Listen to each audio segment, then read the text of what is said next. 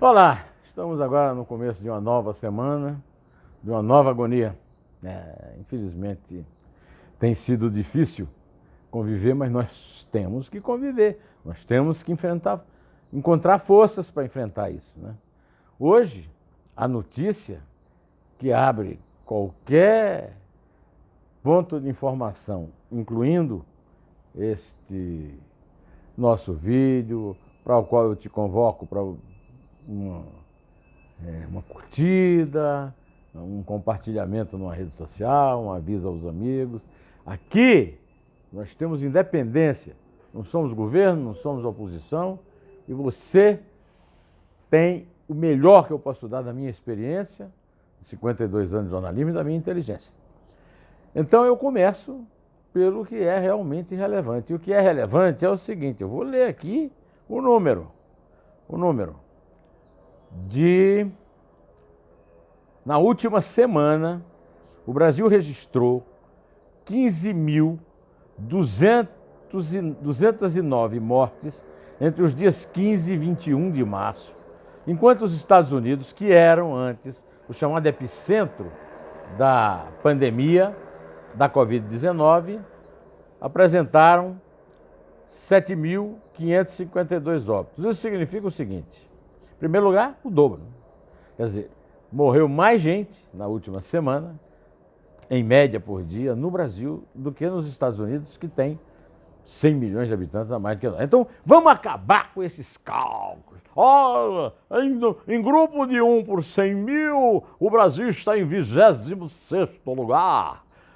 Em vacinação, com 10 milhões de vacinados, o Brasil está em quarto. Tudo mentira. Não fique procurando prestidigitadores da matemática. A matemática é simples assim. O Brasil é o país que tem 25%, um quarto, das mortes por Covid no mundo. Tá certo?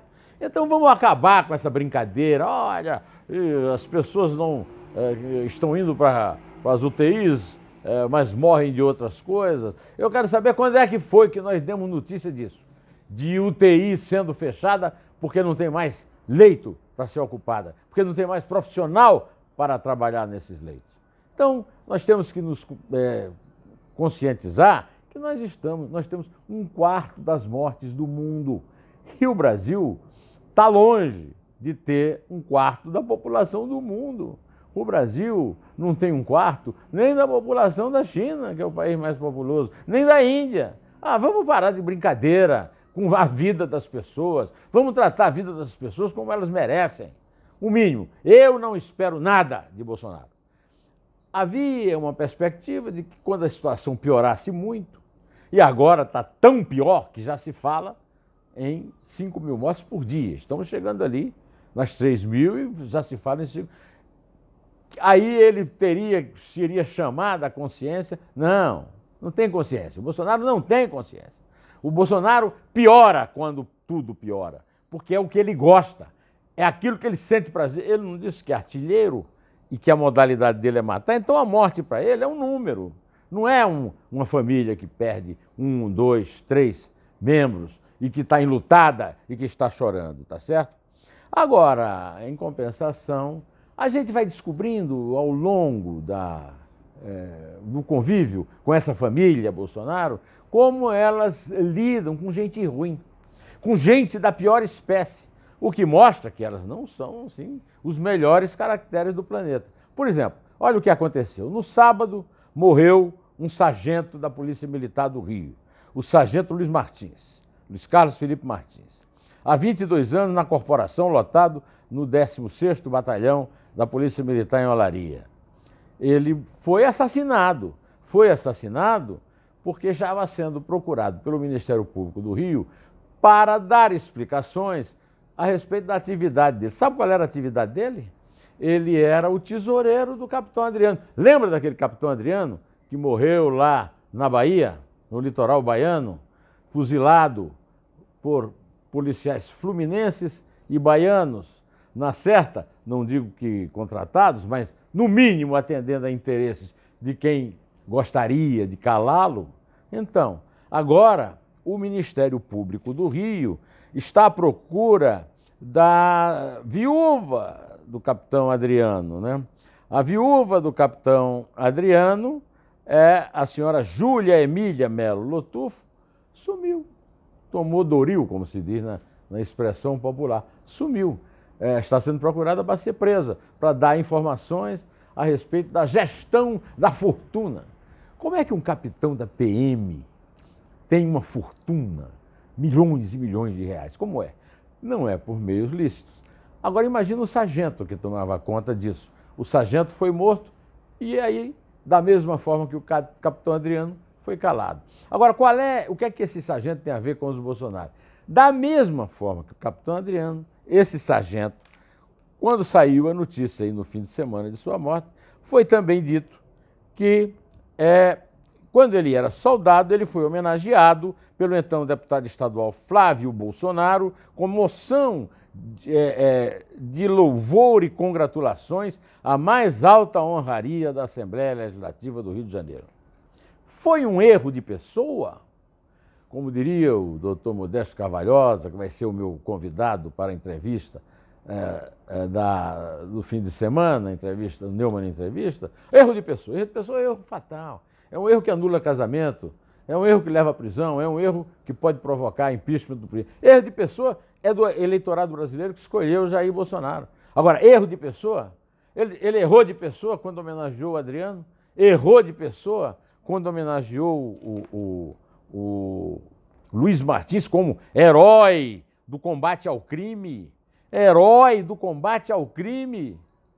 Pois é, na mesma época em que ele homenageou e que fez essa monção, olha, o rapaz estava sendo condenado por uma morte.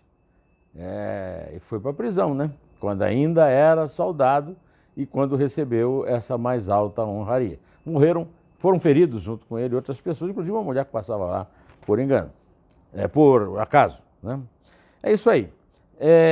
Mas eu quero... para mim não só tenho... Então, eu só queria dizer o seguinte, é como diz aquele velho deitado português, né? Diz-me com quem andas e dir-te-ei quem és. A turma do Bolsonaro tinha muito contato com milícia. Será que ainda tem, né? Essas perguntas estão para ser respondidas e alguns que poderiam responder, como o Adriano e o Luiz Martins, Deus os levou, como diria o pistoleiro João de Carminha, lá de Campina Grande. Eu não mato, eu só atiro, quem mata é Deus. Pois é. Então, eu também tenho notícias boas aí a te dar. Por exemplo, hoje eu comecei esta semana tendo a notícia de que um grupo de empresários, e eu tenho reclamado muito aqui a omissão da elite empresarial brasileira, mas um grupo de empresários mandou um manifesto para o governo e o Congresso, exigindo a retomada do auxílio emergencial e a discussão sobre como reforçar as políticas sociais no segundo semestre do ano. E isso é uma preocupação que eu tenho, que você sabe disso, que todo mundo que tem um mínimo de sensibilidade tem. Esse grupo é liderado por um empresário chamado Evaristo do Amaral e tem como apoiadores a Luísa Helena Trajano, presidente do Conselho de Administração do Magazine Luiza, o Jorge Gerdau e Johan Peter, presidente do Conselho de Administração do Grupo Gerdau, o Hélio Magalhães, ex-presidente do Citibank e presidente do Conselho de Administração do Banco do Brasil, Helena Nader, vice-presidente da Academia Brasileira de Ciências, Paulo Artung, que foi governador do Espírito Santo, e Fábio Barbosa, é um empresário também muito conhecido, foi presidente da Abril e é membro do Conselho das Nações Unidas, entre outros empresários e personalidades. Demorou, mas o empresariado reagiu e eu não sei se isso vai ter alguma consequência, porque se tem alguém que não tem consequência nenhuma, o Bolsonaro, mas a gente já pode dizer que pelo menos os empresários não ficaram calados como já estavam, né? Aliás, também tivemos um manifesto a ser enviado agora ao presidente, ainda essa semana, ao presidente Jair Bolsonaro, ao presidente do Supremo Tribunal Federal, Luiz Fux, e aos presidentes do Senado, Rodrigo Pacheco, e da Câmara dos Deputados, Arthur Lira. Arthur Lira é o subcunha, né? É o subcunha, aquele que era empregadinho do Cunha, né? Carregador de pinico do Cunha, né? E agora está aí de líder do Centrão. Né? O Rodrigo Pacheco é aquele boneco de Olinda, né? Com aquela cara de paisagem do desastre de Brumadinho. Né? Pois é, eles mandaram uma carta e essa carta tem um conteúdo certo, que é dizendo o seguinte: não pode mudar, não pode dar prioridade à economia sobre a vida. Sem vacinação rápida e outras medidas de combate efetivo à pandemia, não haverá recuperação econômica, porque as empresas fecharão e ainda mais empregos serão eliminados.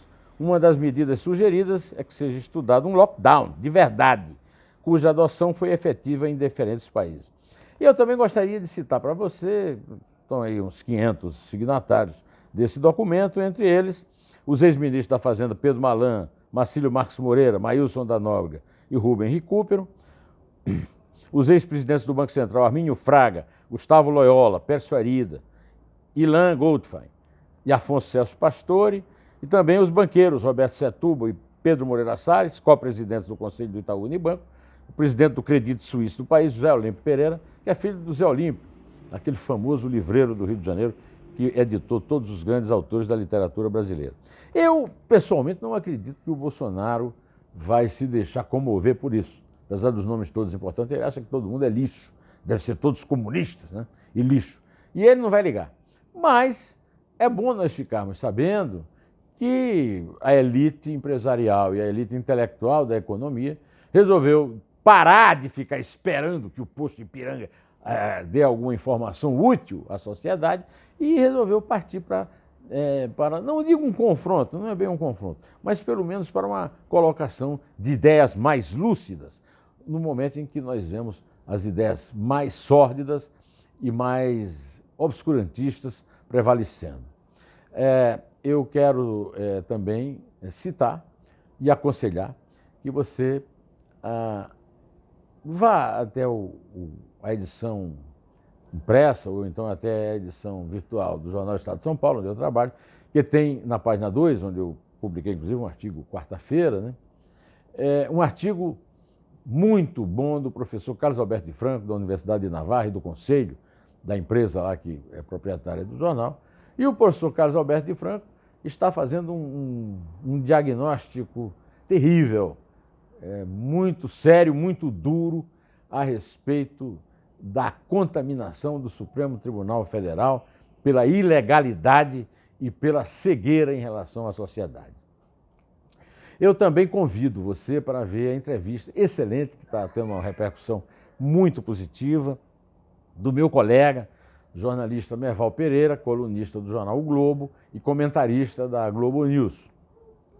Merval faz críticas muito duras e muito serenas. O Merval é muito sereno, né? Ao contrário de mim, que sou bastante estourado, né? A condução da política pelo Bolsonaro e faz um diagnóstico proativo e positivo de que ou uma terceira via ou até quarta via assume a possibilidade de disputar a presidência da República no segundo turno com a dupla fatídica Bolsonaro e Lula, ou nós seremos condenados a mais anos de atraso. E para espairecer um pouco aí na quarentena, na pandemia, o meu 2 dedos de prosa com o meu amigo Fred Navarro, jornalista pernambucano, que está lançando uma edição virtual do seu Dicionário do Nordeste com mais de 10 mil palavras. Neologismos, ele encontrou inclusive palavras que estão no Grande Sertão Veredas, do João Guimarães Rosa, ou no Vaqueiros e Cantadores, de Luiz da Câmara Cascudo, nas ruas, nas praças que ele visitou, na redação do jornal, no avião, que às vezes o leva de São Paulo ao Rio. Levava, porque agora na pandemia ele não pode mais andar. Mas você fica, ele está em casa, trancado, né? Esperando a vez de ser vacinado. Aí você está convidado a ver, se divertir um pouco, ter um pouco de alegria e de leveza nesses tempos pesados, né? Eu vou terminando por aqui, insistindo que você, por favor, você chegou até o fim e você quer manifestar a sua satisfação com o que eu falei aqui, não satisfação, mas o seu apoio, você, por favor, me dê um like, compartilhe nas suas redes sociais e convide amigos para acessar, para ter acesso a esse meu vídeo. Não é um vídeo, é um vídeo sempre independente, autônomo, sem governo, sem oposição, sem posição ideológica, viu? Não é um vídeo que não tenha lado, que seja imparcial. Não, eu sou do seu lado, do nosso lado, do lado do cidadão. Direto ao assunto, em pé, e só a verdade salvará as nossas vidas.